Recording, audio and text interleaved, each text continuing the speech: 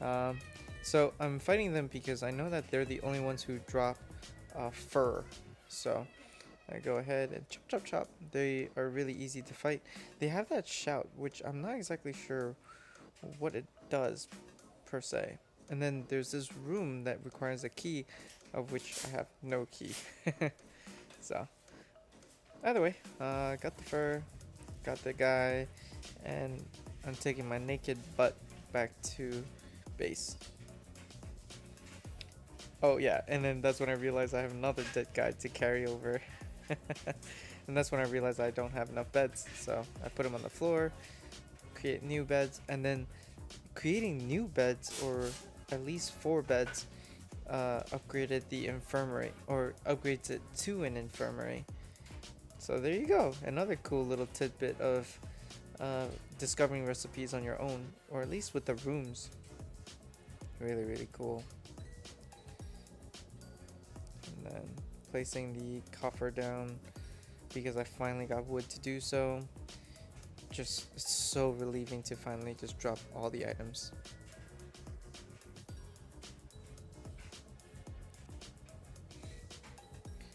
Getting the coffer up, cleaning up, feeling good, and we are now going to get a low battery on my controller. I think I ignored it for a little while. So I added 2 more beds. Let's see. Infirmary, as expected. I added 2 more. It seemed like that was the right thing to do, since they gave so much space next to each other. So they allowed it for that exploration again. So also, I noticed that all the trees grew that fast. And so also a sewing station that's new entirely. Don't exactly know what it added to the recipe, so gonna have to revisit that when that time comes. And I'm getting stairs now because I'm reaching a point of exploration where I want to have this on a 2-story, kind of like a mall situation, but it's really awkward because depending on how tall I wanted the building, it was not exactly that easy to create. Creating the second floor, and then yeah, because I didn't want to deal with the nighttime, because this place gets attacked so frequently in chapter 2. I really need to get the wall up and running, but at the moment I wanted to make sure that all the workstations were um, up and going so that I can make sure I know what my recipes are available.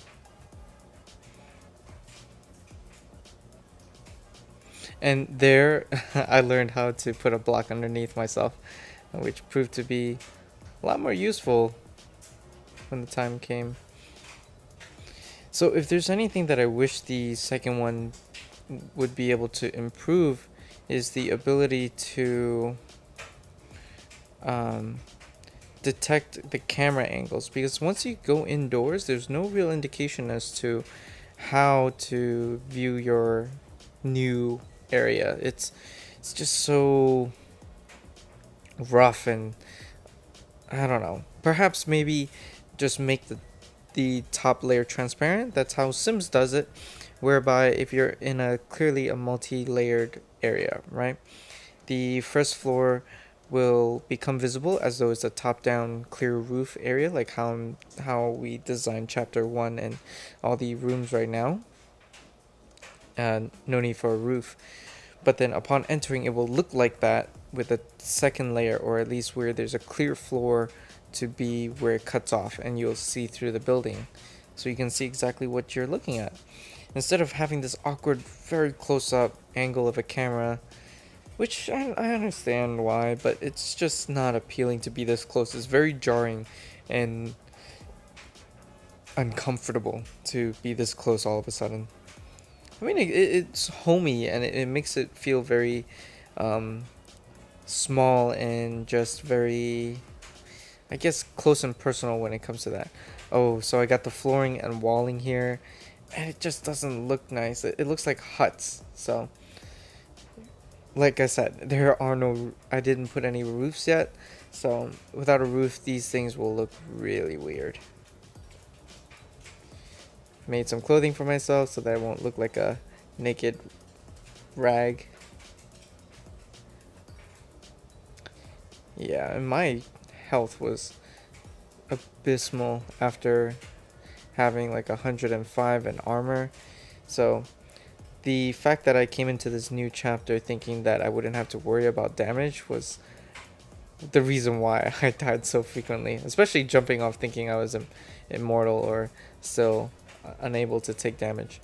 I hope they don't do that. I hope that the number 2 for Dragon Quest builders has some way to mitigate the continuation. Like, there should be some way to incorporate either a bigger safe zone. Maybe that's what really limited the software back in its time, that the safe zones could only be that big for it to detect all these things. The larger it got, the more it took on the CPU. Maybe that was the issue, but I don't know. See if if they can find a way to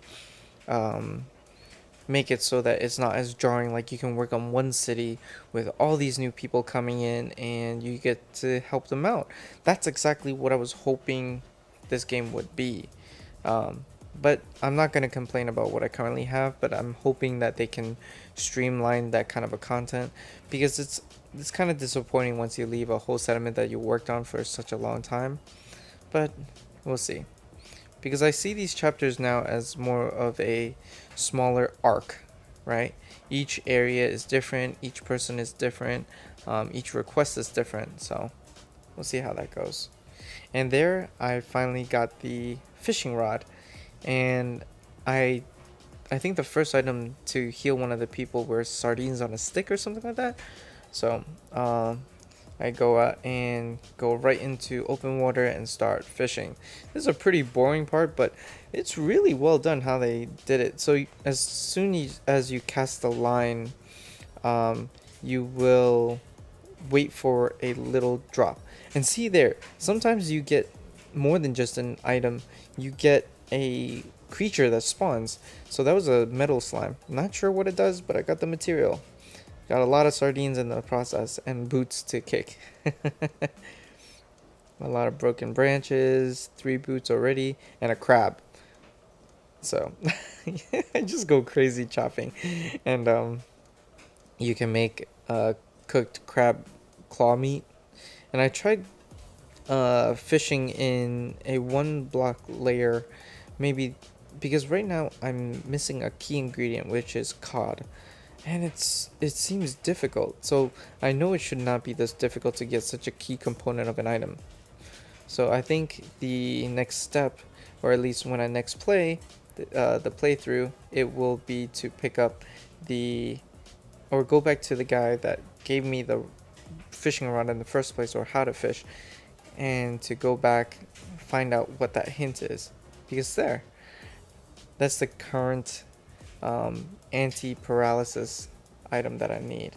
So thank you all for watching. I am going to split this between 2 days, and I'm going to split it from 12 p.m. to 6 p.m. and see how that formula goes. I will try to keep this consistent. I want more of this to come. I have so much more to offer and a lot more gameplay to go through. Very excited. New mic, new game. Let's do this.